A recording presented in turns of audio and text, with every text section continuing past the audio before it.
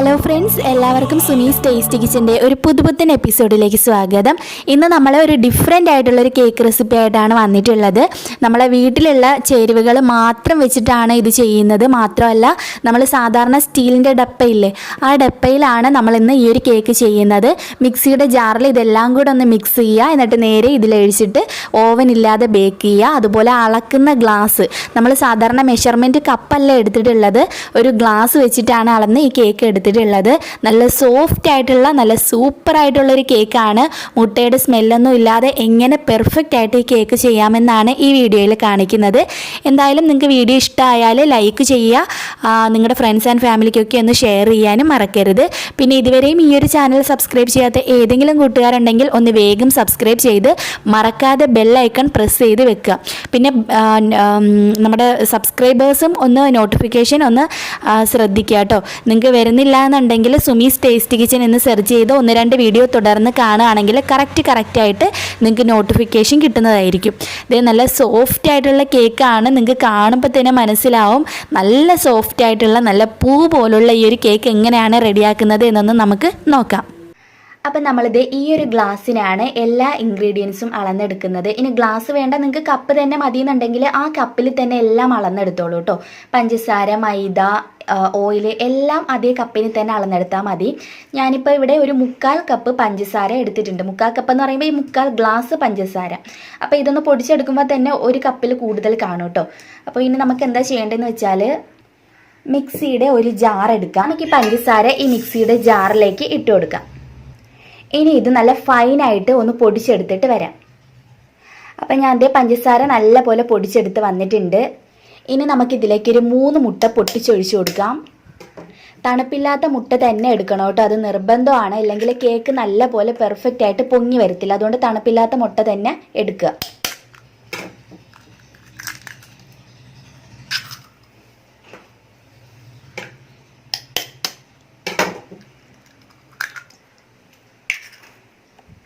ഇനി ഇതിലേക്ക് നമുക്ക് 1 ടീസ്പൂൺ അളവിൽ നാരങ്ങയുടെ നീരൊഴിച്ച് കൊടുക്കാം. ഇതൊരു സീക്രട്ട് ഇൻഗ്രീഡിയൻ്റ് ആണെന്ന് പറയാൻ കാരണം, നാരങ്ങയുടെ നീരൊഴിച്ചാൽ ഒട്ടും തന്നെ ഈ ഒരു മുട്ടയുടെ സ്മെല്ല് ഇതിൽ വരത്തില്ല. അതുപോലെ തന്നെ കേക്ക് നല്ലപോലെ പൊങ്ങി വരികയും ചെയ്യും. പിന്നെ നാരങ്ങ നീരിന് പകരം നമുക്ക് വിനാഗിരി ചേർത്ത് കൊടുക്കാം. ഇനി രണ്ടും ഇല്ലെങ്കിൽ സോഡാപ്പൊടി ചേർത്താൽ മതിയാവും കേട്ടോ. ഇനി ഇതിലേക്ക് നമുക്ക് വാനില എസൻസ് ആണ് ചേർക്കേണ്ടത്. 1 ടീസ്പൂൺ അളവിൽ തന്നെ നമുക്കിതിലേക്ക് വാനില എസൻസ് ചേർത്ത് കൊടുക്കാം. ഇനി ഇതിലേക്ക് നമ്മൾ നേരത്തെ അളന്നെടുത്ത അതേ ഗ്ലാസ്സിന് തന്നെ 1/4 ഗ്ലാസ് ഓയിൽ കൂടി ഒഴിച്ചു കൊടുക്കാം. നിങ്ങൾക്ക് വേണമെങ്കിൽ നെയ്യ് വേണമെങ്കിൽ ഉപയോഗിക്കാം കേട്ടോ. ഇനി അതേ സെയിം ഗ്ലാസ്സിന് തന്നെ 1/4 ഗ്ലാസ് പാൽ കൂടി ഞാൻ എടുത്തിട്ടുണ്ട്. ഒരു ഏകദേശ കണക്കിന് എടുക്കുക കേട്ടോ, ഇതേ ഗ്ലാസ്സിന് തന്നെ എല്ലാം. ഇനി ഇത് ഇത്രയും കൂടി നല്ല സ്മൂത്തായിട്ട് നമുക്കൊന്ന് ബ്ലെൻഡ് ചെയ്ത് എടുത്തിട്ട് വരാം. അപ്പോൾ ഇതേ നമ്മുടെ മിക്സ് ഇവിടെ റെഡി ആയിട്ടുണ്ട്. ഇനി നമുക്ക് സാധാരണ ഒരു പാത്രത്തിലേക്ക് ഈ ഒരു മിക്സിനെ ഒഴിച്ചു കൊടുക്കാം. ഇനി നമുക്കിതിലേക്ക് ഒരു അരിപ്പ വെച്ച് കൊടുക്കാം. ഇനി അതേ ഗ്ലാസ്സിന് തന്നെ ഞാൻ 1 ഗ്ലാസ് മൈദ കൂടി അളന്നെടുത്തിട്ടുണ്ട്. അതുകൂടി ഇതിലേക്ക് ഇട്ട് കൊടുക്കാം.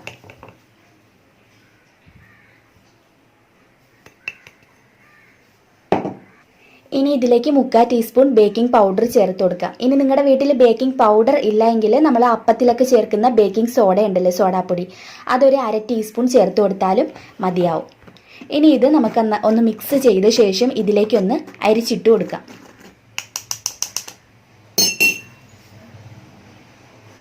ഇനി നമുക്ക് ഈ ഒരു മിക്സിനെ ഞാൻ ഇതുപോലൊരു സ്പൂണാണ് എടുത്തിട്ടുള്ളത്. ഇത് വെച്ചിട്ട് ഞാൻ ഈ മിക്സ് ചെയ്യുന്ന മാതിരി മെല്ലെ ഒന്ന് ഫോൾഡ് ചെയ്തെടുക്കണം. ഒരുപാട് ഓവർ മിക്സിങ് പാടില്ല. അതായത് ഒരുപാട് നേരം ഇത് നിങ്ങൾ ഇളക്കി കൊടുത്തുകൊണ്ടിരുന്നാൽ അത് ഓവർ മിക്സിങ് ആവും. കേക്ക് നമ്മൾ ഉദ്ദേശിക്കുന്ന പോലെ നന്നായിട്ട് വരത്തില്ല. ഞാൻ ഈ ഇളക്കുന്ന പോലെ ഒന്ന് ഇളക്കി കൊടുക്കുക.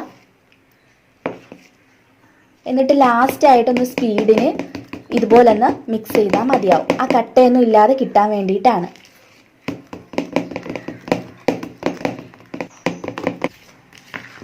ഓക്കെ, നമ്മുടെ കേക്ക് ബാറ്റർ ഇവിടെ റെഡി ആയിട്ടുണ്ട്. ഇതാണ് ഇതിൻ്റെ ഒരു കൺസിസ്റ്റൻസി, നിങ്ങൾക്ക് കാണുമ്പോൾ തന്നെ മനസ്സിലാവും. ഇനി നമുക്കിത് എങ്ങനെയാണ് ബേക്ക് ചെയ്യുന്നത് എന്നൊന്ന് നോക്കാം. ഞാൻ ഈ കേക്ക് ഉണ്ടാക്കാൻ വേണ്ടിയിട്ട് സാധാരണ നോർമൽ ആയിട്ടുള്ള നമ്മുടെ ഡബ്ബയാണ് എടുത്തിട്ടുള്ളത്. ഈ 2 ഡപ്പയിലേക്ക് നമുക്ക് കുറച്ച് ഓയിലൊന്ന് സ്പ്രെഡ് ചെയ്ത് കൊടുക്കാം. ഇതാകുമ്പോൾ എല്ലാവരുടെ വീട്ടിലും കാണുമല്ലോ, അതുകൊണ്ടാണ് ഞാൻ ഡപ്പ തന്നെ എടുത്തത്. നമുക്ക് വേണമെങ്കിൽ എന്തിൽ വേണമെങ്കിലും ബേക്ക് ചെയ്യാം കേട്ടോ. കുക്കറിൽ വേണമെങ്കിൽ നിങ്ങൾക്ക് ഈ കേക്ക് ഡയറക്റ്റ് ആയിട്ട് ഒഴിച്ച് വേണമെങ്കിൽ ബേക്ക് ചെയ്യാം. ഇല്ലാന്നുണ്ടെങ്കിൽ നിങ്ങൾക്ക് സ്റ്റീലിൻ്റെ ഗ്ലാസ്സില്ലേ, അതിൽ വേണമെങ്കിലും ഒഴിച്ചിട്ട് ബേക്ക് ചെയ്തെടുക്കാന്നേ ഉള്ളൂ. കുപ്പി ഗ്ലാസ്, നല്ല കട്ടിയുള്ള കുപ്പി ഗ്ലാസ് ഉണ്ടെങ്കിൽ അതിലൊഴിച്ച് വേണമെങ്കിൽ നമുക്ക് ബേക്ക് ചെയ്യാം. നമുക്ക് ഒരുപാട് വഴിയുണ്ട് ബേക്ക് ചെയ്യാൻ വേണ്ടിയിട്ട്. ഞാനിപ്പോൾ ഇന്ന് ഇവിടെ 2 സ്റ്റീലിൻ്റെ ഡപ്പ എടുത്തതേ ഉള്ളൂ. ഇത് നല്ല ഹെവി, നല്ല കട്ടിയുള്ള ഒരു ഡപ്പയാണ്. ഇത് ഇച്ചിരി കട്ടി കുറവാണ് കേട്ടോ. എന്തായാലും ഞാൻ 2 എടുത്തിട്ടുണ്ട്. ഇനി നമുക്ക് കേക്ക് ബാറ്റർ ഒഴിച്ചു കൊടുക്കാം. ഒരുപാട് കട്ടിയായിട്ടുള്ള ആ ഒരു കൺസിസ്റ്റൻസി അല്ല കേട്ടോ നമ്മുടെ കേക്കിനുള്ളത്. നിങ്ങൾക്ക് കാണുമ്പോൾ തന്നെ പിടികിട്ടും. ഇനി നമുക്കിത് ബേക്ക് ചെയ്ത് എടുക്കാം. ഓവനാണെങ്കിൽ നിങ്ങൾ അലൂമിനിയത്തിൻ്റെ പാത്രം എടുക്കുന്നതായിരിക്കും നല്ലത്. അപ്പം നമ്മൾ സ്റ്റീൽ പാത്രത്തിൽ ഒഴിച്ചുകൊണ്ട് ഞാനിപ്പോൾ ഓവൻ ഇല്ലാതാണ് ഇത് ഉണ്ടാക്കുന്നത്. സ്റ്റീൽ പാത്രം ഓവനിൽ വെക്കുന്നത് അത്ര നല്ലതല്ല. അപ്പം ഞാൻ ഈ ഒരു സോസ് പാനിൽ വെച്ചിട്ടാണ് നമ്മുടെ കേക്ക് ബേക്ക് ചെയ്യുന്നത്. ഇത് 5 ഇഞ്ചിൻ്റെ ഒരു ഇതാണ് കേട്ടോ. ഒരു 5 ഇഞ്ചല്ല, സോറി, ഇത് ഒരു 10-12 ഇഞ്ച് കാണും. നിൽക്കും, ഞാൻ നോക്കട്ടെ. ഇതപ്പോൾ കറക്റ്റ് 12 ഇഞ്ചിൻ്റെ ഒരു വലിയൊരു സോസ് പാൻ ആട്ടോ. ഇതിൽ ബേക്ക് ചെയ്യുമ്പോൾ ഒട്ടും തന്നെ കേക്കിൻ്റെ സ്മെല്ല് വരുന്നില്ല, നല്ല പോലെ വരുന്നതുകൊണ്ട് ഇതിന് 2000 രൂപയെങ്ങാണ്ടാണ് എനിക്ക് ആയത്. ഇതിപ്പോൾ നന്നായിട്ട് ചൂടായിട്ട് കിടക്കുകയാണ്. നല്ലപോലെ ഞാൻ ചൂടാക്കി. ഇതുപോലെ ചൂടായി കിടന്ന ഈ പാത്രത്തിൽ വേണം ഇറക്കി വെച്ച് ബേക്ക് ചെയ്യാൻ. നിങ്ങൾക്ക് പ്രഷർ കുക്കറിൽ വേണമെങ്കിൽ ഇറക്കി വെച്ച് ബേക്ക് ചെയ്യാം. ഏതാണെങ്കിലും ശരി, പ്രീ ഹീറ്റ് മസ്റ്റാണ്. 5 മിനിറ്റ് ഒന്ന് നന്നായിട്ട്, 5 മിനിറ്റ് വേണ്ടി വരില്ല. ഹൈ ഫ്ലെയിമിൽ വെക്കുകയാണെങ്കിൽ 1-2 മിനിറ്റിനുള്ളിൽ തന്നെ നല്ല ചൂടാവും. ആ ചൂടായി കിടക്കുന്ന ആ പാത്രത്തിലേക്ക് നമ്മുടെ കേക്ക് ഇതുപോലെ ഒന്ന് ഇറക്കി വെക്കുക. ഞാൻ പ്രത്യേകിച്ച് തട്ടൊന്നും വെച്ചിട്ടില്ല. കാരണം എന്താണെന്ന് വെച്ചാൽ ഇത് നല്ല ഹെവി ബോട്ടം പാനാണ്, നല്ല ചുവട് കട്ടിയുള്ള പാനാണ്. അപ്പോൾ 2 എണ്ണം വെക്കുന്നത് കൊണ്ട് ഞാൻ അടിയിലൊന്നും പ്രത്യേകിച്ച് വെച്ചില്ല. ഇതിപ്പോൾ ചൂടായിട്ട് കിടക്കുകയാണ്.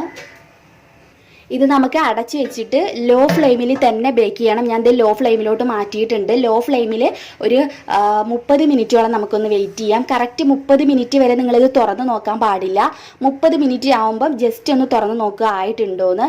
ഒരു സ്ക്വിയറോ എന്തെങ്കിലും വെച്ച് കുത്തി നോക്കുക. ആയിട്ടില്ലെങ്കിൽ വീണ്ടും ഒരു 5-10 മിനിറ്റ് വെച്ചാൽ മതി. പക്ഷേ ഇതാവും കേട്ടോ, കറക്റ്റ് 30 മിനിറ്റിന് ധാരാളം ഇത് നന്നായിട്ട് ബേക്കായിട്ട് കിട്ടിക്കോളും. ഇത് നിങ്ങൾക്ക് വേണമെങ്കിൽ ഐസിങ് ചെയ്യുകയൊക്കെ ചെയ്യാം കേട്ടോ. അതൊക്കെ നമ്മുടെ ഇഷ്ടമാണ്. എന്തായാലും ഇതൊന്ന് ബേക്ക് ആവുന്ന വരെ നമുക്കൊന്ന് വെയിറ്റ് ചെയ്യാം. അപ്പോൾ എന്തായാലും കറക്റ്റ് ഒരു 30 മിനിറ്റ് ആയിട്ടുണ്ട്. കറക്റ്റ് 30 മിനിറ്റ് കൊണ്ട് തന്നെ നല്ല സൂപ്പറായിട്ട് ഇത് ഇവിടെ നന്നായിട്ട് പൊങ്ങി വന്നിട്ടുണ്ട്. നമ്മൾ ബേക്കിംഗ് സോഡ ഇതിൽ ചേർത്തിട്ടില്ല, അത് മറക്കരുത്. എന്നിട്ടും നല്ല സൂപ്പറായിട്ട് വന്നിട്ടുണ്ട്. നമ്മുടെ നാരങ്ങാനീര് ഉള്ളത് കൊണ്ട് തന്നെ മുട്ടയുടെ ആ ഒരു സ്മെല്ലൊന്നും ഒട്ടും തന്നെ ഇല്ല കേട്ടോ. എന്തായാലും ട്രൈ ചെയ്ത് നോക്കുക. നല്ല സൂപ്പറായിട്ടുള്ള നല്ല പഞ്ഞി പോലുള്ളൊരു കേക്കാണ്. നമുക്ക് ഈവനിങ്ങിനൊക്കെ കഴിക്കാൻ പറ്റിയിട്ടുള്ള നല്ലൊരു കേക്കാട്ടോ. അത് മാത്രമല്ല, നിങ്ങൾക്ക് വേണമെങ്കിൽ ഐസിങ് ചെയ്യാം. എന്തായാലും ഈ ഒരു വീഡിയോ നിങ്ങൾക്ക് ഇഷ്ടമായെന്ന് കരുതുന്നു. ഇഷ്ടമായെങ്കിൽ ലൈക്ക് ചെയ്യാൻ വേണ്ടിയിട്ട് മറക്കരുത്. ഒന്ന് ഷെയർ ചെയ്യുക. പിന്നെ ഇതുവരെയും സബ്സ്ക്രൈബ് ചെയ്യാത്തവരുണ്ടെങ്കിൽ ഒന്ന് വേഗം സബ്സ്ക്രൈബ് ചെയ്ത് ബെല്ലൈക്കൺ മറക്കാതെ ഒന്ന് ക്ലിക്ക് ചെയ്ത് വെക്കുക. എന്തായാലും നമുക്ക് പുതിയൊരു റെസിപ്പി വീഡിയോയുമായിട്ട് വീണ്ടും കണ്ടുമുട്ടാം. അതുവരേക്കും ബൈ ബൈ, ടേക്ക് കെയർ.